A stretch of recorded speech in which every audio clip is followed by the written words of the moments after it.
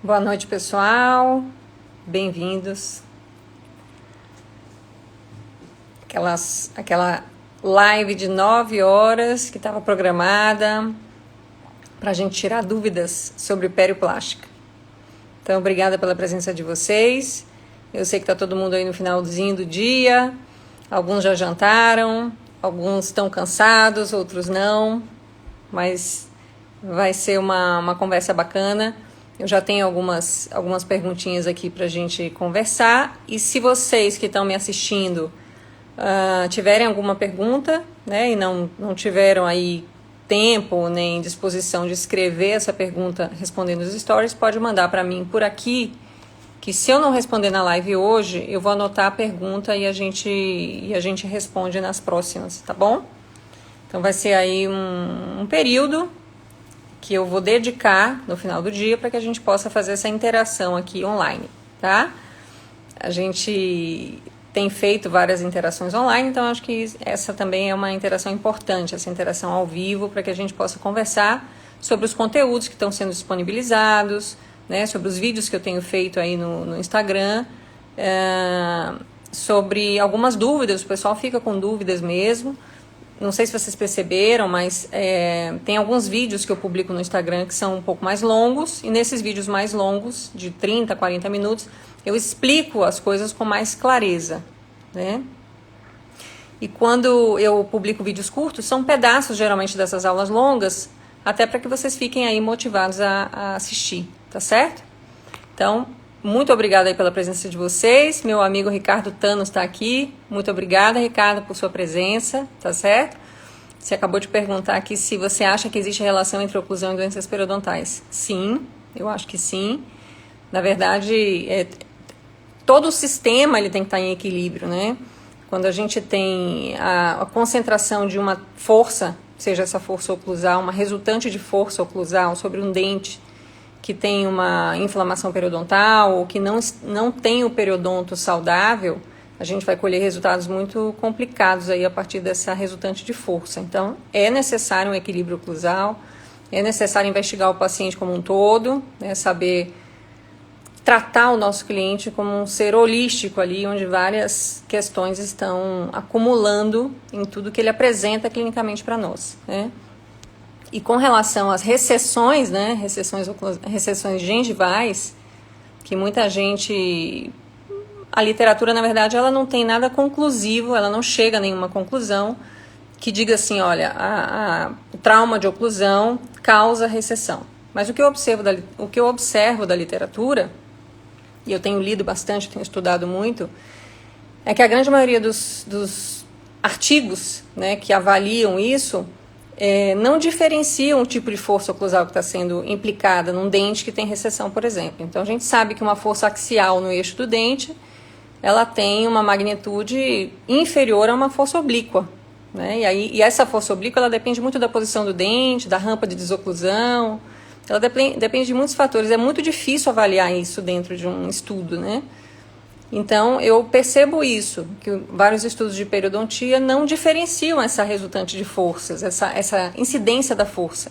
Se a força está no longo eixo do dente, o periodonto ele é capaz de suportar um pouco melhor, e quando essa força está muito excessiva, a gente tem alterações ali, a gente tem um espessamento do ligamento periodontal, né? A gente pode ter uma sensação de dente crescido, uma dor, uma mobilidade dentária, uma migração desse dente, mas quando a força é oblíqua, eu acredito não, tem vários estudos falando que a magnitude de uma força oblíqua é muito grande.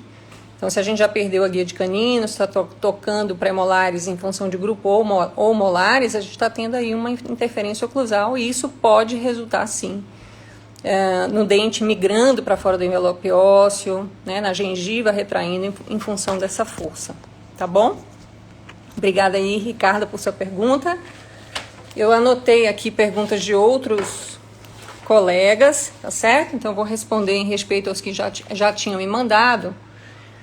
Bom, a primeira pergunta é o seguinte: como você utiliza a pedra UME em suas cirurgias no caso de uma hemorragia? Então, recentemente eu publiquei um vídeo, uma aula, na verdade, de 45 minutos, falando sobre qual é o meu protocolo clínico quando eu tenho uma hemorragia de palato.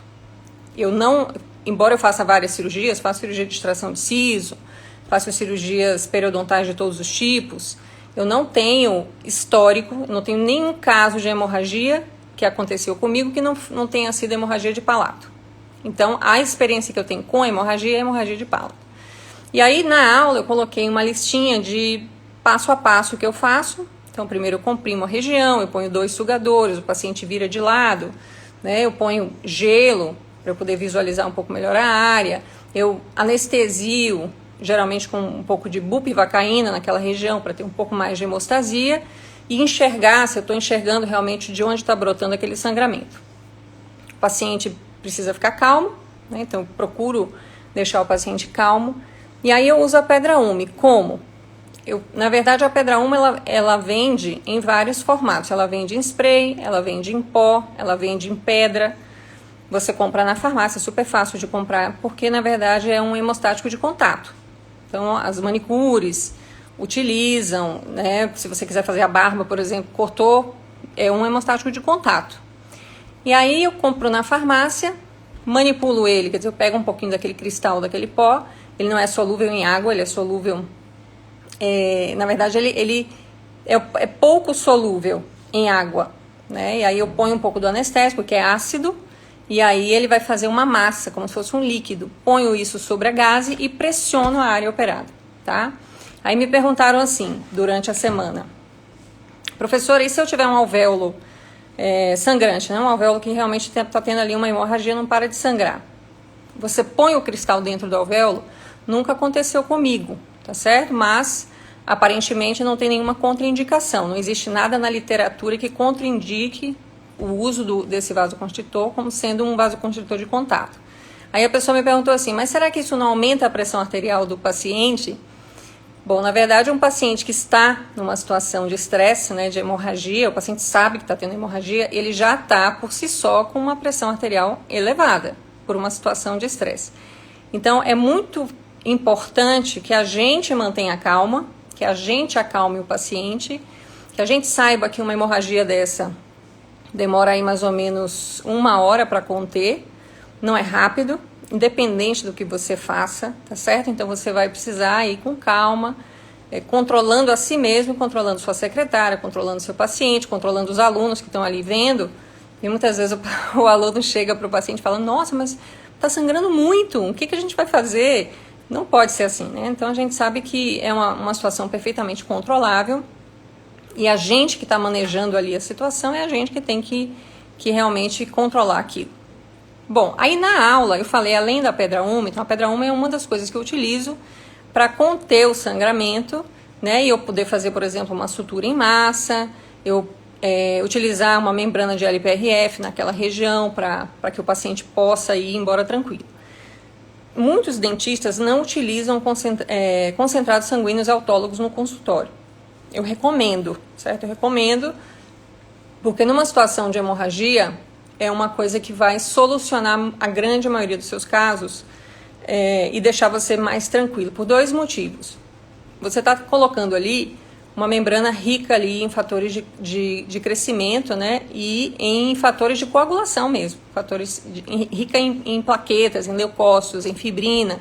Aquela membrana ela vai fazer uma proteção e é como se você tivesse um coágulo compactado.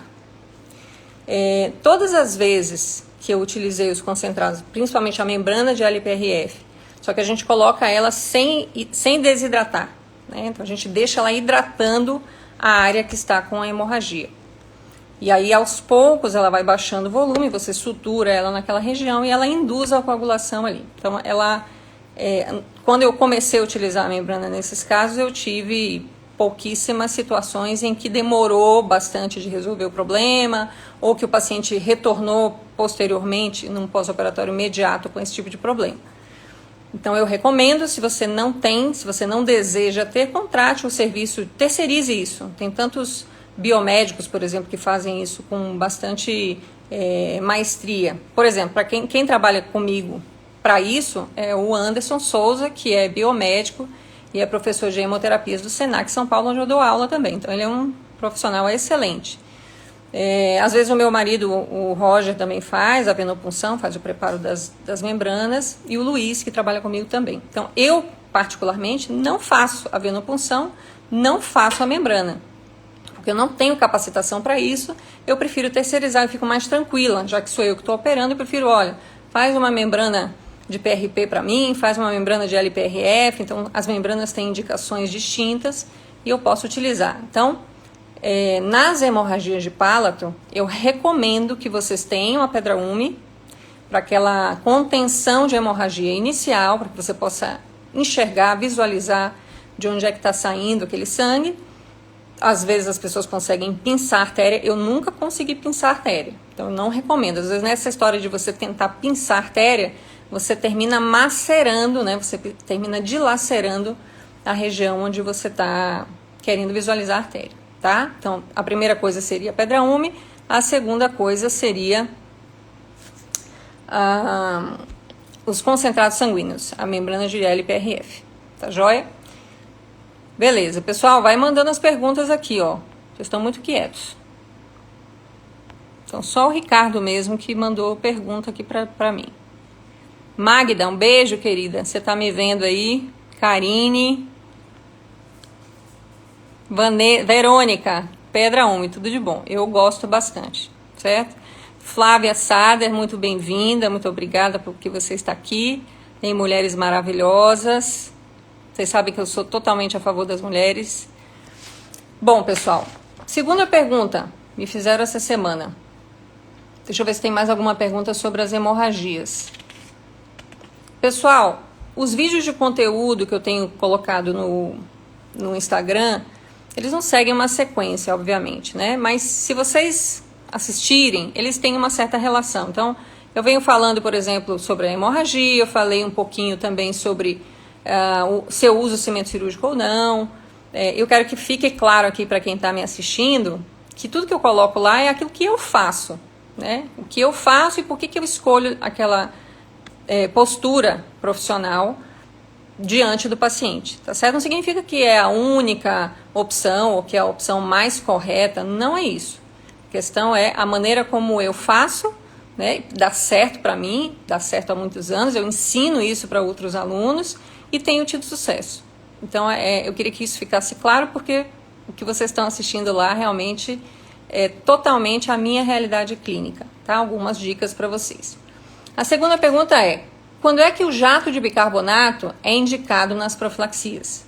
Então, tem uma dúvida do pessoal aí, se o jato de bicarbonato é vilão ou se ele realmente ajuda nas profilaxias. Então, vou falar para vocês da minha realidade clínica. Eu uso o jato de bicarbonato em 95% das minhas profilaxias, tá? 95%. Quando é que eu não vou usar o jato de bicarbonato? Primeiro, lá na anamnese, quando eu faço anamnese com o paciente, eu investigo se ele já fez o uso do jato de bicarbonato, se ele tem algum tipo de objeção, se ele acha muito salgado, se ele acha muito agressivo. Então, isso eu pergunto para ele antes da profilaxia. Se o paciente falar o seguinte: doutor, eu não suporto aquele jato, eu tenho muita sensibilidade, eu não suporto aquele gosto salgado, aquilo, nossa, eu não posso ver aquele troço na minha frente. Se o paciente relata isso, eu não vou fazer o jato de bicarbonato. O que eu posso fazer é utilizar a glicina em substituição ao jato de bicarbonato, ou então eu vou fazer uma profilaxia tradicional, com escovinha de Robson e pasta profilática, tá certo? Então isso depende muito do perfil do paciente.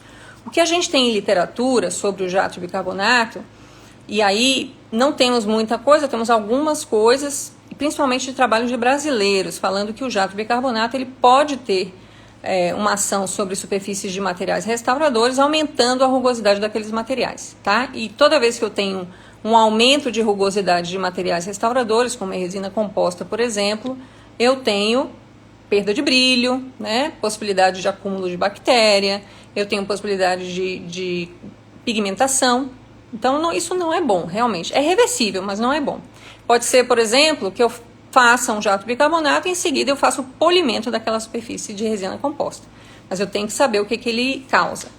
Uma outra questão do jato de bicarbonato é que você tem que utilizar ele na direção correta, né? O jato de bicarbonato, quando direcionado para o esmalte dentário, Não para gengiva, não para dentina, não para área cervical. Ele não é agressivo, ele é incapaz, por exemplo, de aumentar a rugosidade do esmalte, porque o bicarbonato é menos duro do que o esmalte. Então ele não vai riscar o esmalte. É diferente da dentina. A dentina tem bastante colágeno, embora tenha mineral, ela tem bastante colágeno. Então, a dentina é um tecido biológico que a gente tem que ter um pouco mais de cuidado. Se o meu paciente tem dentina exposta, eu vou utilizar o jato de bicarbonato somente na coroa desse paciente. Na raiz, eu vou utilizar a pasta profilática de granulação fina, né, sem muita pressão da escova. Então, a gente tem que parar de atender o paciente no automático e fazer um pouquinho de planejamento acerca das nossas atitudes clínicas. Então, em algumas das minhas aulas, eu falo sobre a personalização da profilaxia, no sentido de você realmente saber, poxa, esse paciente aqui, eu vou fazer o ultrassom ou não? Eu vou utilizar a cureta manual? Eu vou utilizar a cinta profilática da TDV, que tem os buraquinhos? Eu vou utilizar uma lixa proximal, interproximal? Eu vou utilizar a taça de borracha, a escova de Hobson? Que tipo de granulação de pasta de profilática que eu vou utilizar? Vou utilizar o jato ou vou utilizar o Clinpro, que é a glicina, que ela é menos abrasiva e tem um gosto mais doce? Tudo isso tem que ser personalizado para o seu paciente. Mas se você está no automático, você não personaliza nada. Você faz uma odontologia de alta performance, vamos dizer assim, rápida, para você atender o seu paciente rápido e ele vai embora e vem outro. Só que aí você perde a oportunidade de fazer realmente uma terapia, né, uma promoção de saúde personalizada para aquela pessoa que você está atendendo, tá certo? Então, eu uso jato de bicarbonato, eu gosto muito dele, mas eu tenho a consciência que eu tenho que utilizar ele no esmalte e que tenho que ter cuidado com a direção que eu estou utilizando ele. E eu gosto muito da pistola da Cavo, né, aquela pistolinha preta que tem o potinho de pôr o bicarbonato é laranja. Então eu adoro aquela pistola, não tenho experiência com outras, tá certo? Porque ela tem uma potência bem boa, mas por outro lado tem que saber usar para não machucar o paciente. Uma outra dica com relação ao jato de bicarbonato, pessoal, que eu gosto de fazer, é que uma das coisas que mais machuca é quando a gente vai fazer o jato de bicarbonato nesses dentes anteriores inferiores, de vestibular para palatina, tá? Na face vestibular dos inferiores. Então eu sempre ponho uma gaze protegendo aqui a ponta da língua. Minha secretária fica com o sugador nessa região aqui, sublingual, e aí sim eu afasto o lábio, sempre vaselina no lábio, porque aquele sal ele realmente agride muito a mucosa labial, o vermelhão do lábio. Aí eu afasto o lábio. Posso utilizar um afastador, por exemplo, Morelli, né, que dá um afastamento bem bom assim de lábio. E vou fazer o jato de bicarbonato nessa região anterior, protegendo a língua com uma gaze. Então, experimentem fazer isso, que é muito legal. Outra coisa que eu faço na profilaxia, eu isolo, né, a boca do paciente. Eu ponho um campo, como se fosse um campo cirúrgico, isolando só a boca e protegendo o cabelo, o rosto, porque aquele pó, né, aquele aerossol por mais que a gente tenha a sucção, dupla sucção de ar, né, de aerossol e sucção também de saliva, ele termina sujando a face do paciente, tá? E é muito importante a gente utilizar também o Face Shield nessas situações. André Vilela, meu amigo André Vilela, que bom ter você aqui. O André Vilela é professor de implante, de pério, é uma pessoa maravilhosa, um profissional ímpar, e sempre me ajudou, sempre foi uma pessoa que vamos dizer assim, me ajudou, todas as dicas que eu pedi ele me deu, ele sempre me incentivou a ir em frente. Então, muito obrigada. Ele está dizendo aqui, parabéns pelo conteúdo, querida amiga. Recebi uma dica muito legal de um amigo médico anestesista de macerar um comprimido de Transamin, né? Deve ser isso, macerar um comprimido de Transamin na ferida. Eu já tive essa experiência. Se for isso mesmo, André, se não for, escreve aqui para mim nos comentários, tá? Eu já tive essa experiência de macerar esses comprimidos e não tive sucesso. Por isso que eu saí aí do comprimido de Transamin e fui para Pedra Umi, tá certo? Somente por isso. Mas eu tenho, alguns colegas realmente falaram que tem um sucesso quando macera o comprimido de Transamin, que é o ácido tranexâmico, e coloca sobre ferida, tá certo? Pronto, então a outra pessoa perguntou aqui, ó, professora, a recomendação para a manipulação da pedra úmida, eu faço uma massa num pote d'ápia com um pouquinho de anestésico, pote d'ápia estéreo, tá joia? Põe um pouco da pedra úmida nesse pote d'ápia, faz uma massa, põe sobre a gaze e comprime a região. Onde compra a pedra úmida? Na farmácia, qualquer farmácia, tá certo? Vou falar então durante a semana sobre as indicações das membranas de concentrados sanguíneos. Eu uso muito a membrana de LPRF, uso a membrana de PRP, uso IPRF, uso o SPRF+, vou falar aqui do meu amigo Carlos Saboia Dantas, tá? Do Rio de Janeiro. Tudo que eu aprendi aí de concentrados sanguíneos foi com o professor Anderson Souza, que é o biomédico que trabalha comigo, com o Roger, que é meu esposo, também já tem bastante experiência com isso, e com o professor Carlos Saboia Dantas, que é um cara que dá aula dessa parte de concentrados sanguíneos e tem muita experiência nisso, tá certo?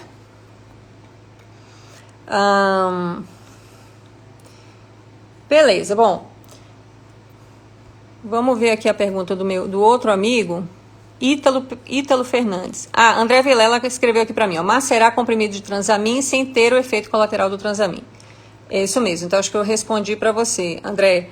Eu tentei fazer isso e não tive bons resultados, por isso que eu saí um pouco do Transamin. Mas posso tentar de novo, na próxima vez, se Deus quiser, vai demorar para acontecer, mas acontece com quem faz, então a gente tem que estar preparado. Tá joia? Bom, o outro colega falou o seguinte, Ítalo Fernandes, professora, quando a senhora faz a sutura Sling Suture, você pega o enxerto ou só o retalho? Ótima pergunta, Ítalo. Muito bem. Bom, na sutura Sling, né, essa sutura ela está publicada, né, tem um artigo específico, eu não me lembro o autor agora, são muitos autores, mas ela está publicada. Eu faço ela, mas faço um pouquinho diferente. E o fato de pegar o enxerto ou não depende se esse enxerto está exposto ou não. Por exemplo, eu inseri, se eu estou tunelizei uma região que eu vou recobrir. Eu inseri um enxerto, mas ele ficou com um pedacinho ali, 2 milímetros exposto, 1,5 milímetro exposto. Eu não gosto de deixar o tecido conjuntivo exposto, tá? Porque se eu deixo ele exposto, ele cicatriza por segunda intenção. E quando ele cicatriza por segunda intenção, ele vai trazer um pouco de características de palato. E eu não quero, eu quero que ele dê espessura ao sítio receptor, né? E que ele recubra a área que eu estou tentando recobrir com o meu procedimento. Então, nesse caso, em que ele fica exposto, eu pego só o retalho.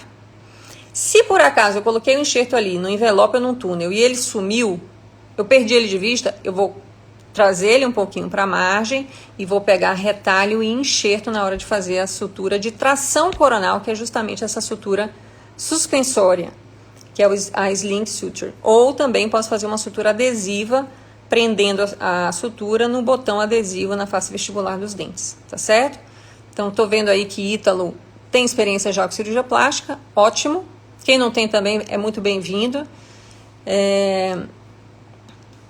Então, eu espero que eu tenha respondido, Ítalo, sua pergunta. Joia. Ítalo, já respondi. Tá joia?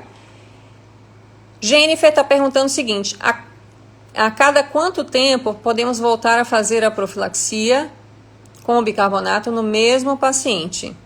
Olha, depende. Por exemplo, tem paciente que está fazendo manutenção periodontal comigo a cada 3 meses. E aí eu vou decidir se eu vou fazer a cada 3 meses o jato de bicarbonato. O jato de bicarbonato, ele tem uma função muito específica.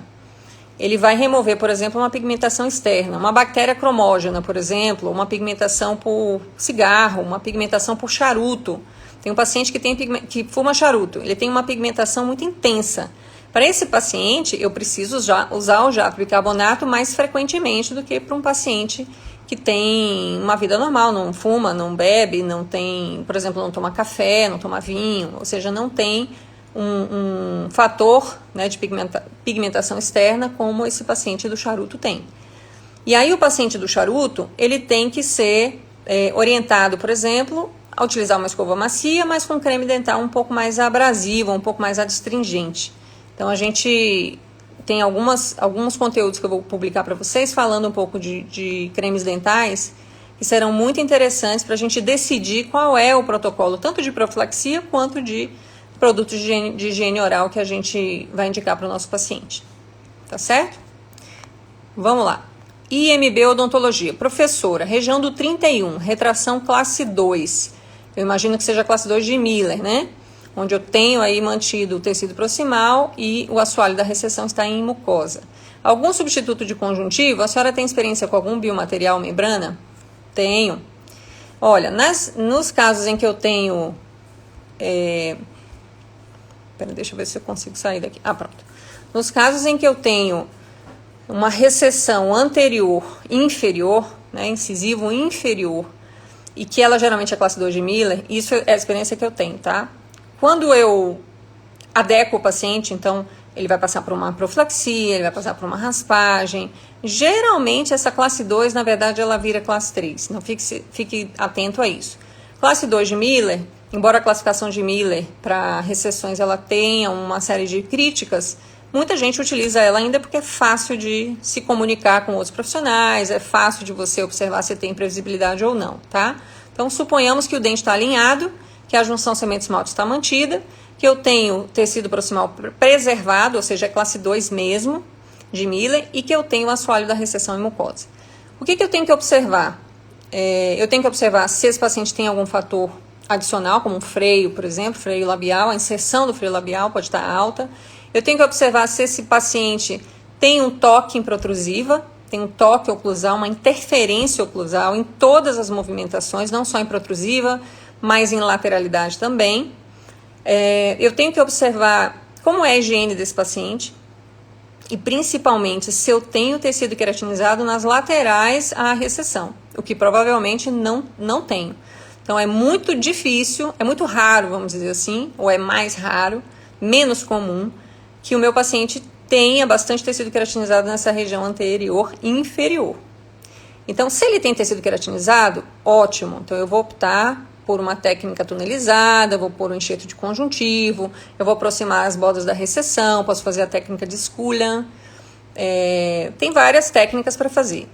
Agora, se a recessão for uma classe 3, por exemplo, ou se for classe 2 e não tem tecido queratinizado, aí fica um pouco mais complicado. Aí eu tenho que pensar numa técnica que doe tanto espessura quanto tecido epitelial para o paciente. Aí o enxerto gengival livre, na minha concepção, é uma excelente técnica.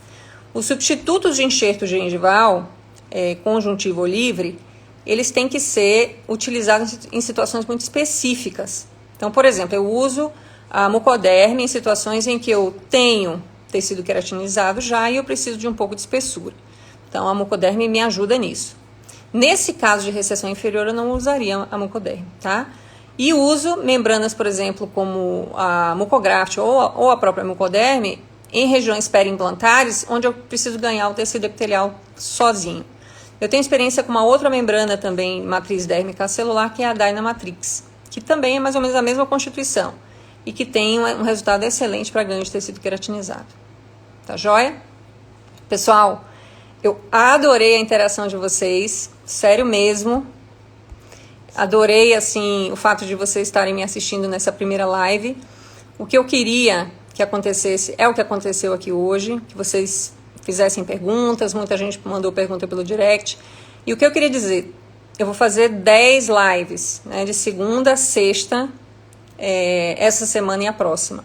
Então, se vocês puderem estar comigo aqui, trazer outros colegas, divulgar, trazer outras dúvidas, dar uma olhada nos seus casos, dar uma olhada no que vocês já fizeram, no que vocês podem melhorar, e aí a gente vai respondendo. Aqui, por exemplo, na minha lista, eu ainda tenho mais ou menos umas 20 perguntas para responder. Da lista, eu respondi 2, e aí respondi também algumas de vocês, tá certo? Então, amanhã, no mesmo horário, às 9 horas da noite, a gente vai conversar um pouquinho sobre as dúvidas clínicas. Combinado? E aí, durante a semana, vão acompanhando os conteúdos que eu estou colocando. Lembrando que os vídeos longos sempre são as aulas de conteúdo. Os vídeos curtos são fragmentos dessas aulas para chamar vocês para o assunto e chamar vocês para as aulas maiores. Tá joia? Que eu sei que muitas vezes a gente não tem tempo de assistir. Combinado? Então, beijos em todos. Meia horinha de tirar dúvida, já estamos aí no nosso horário. Beijo, gente. Boa noite.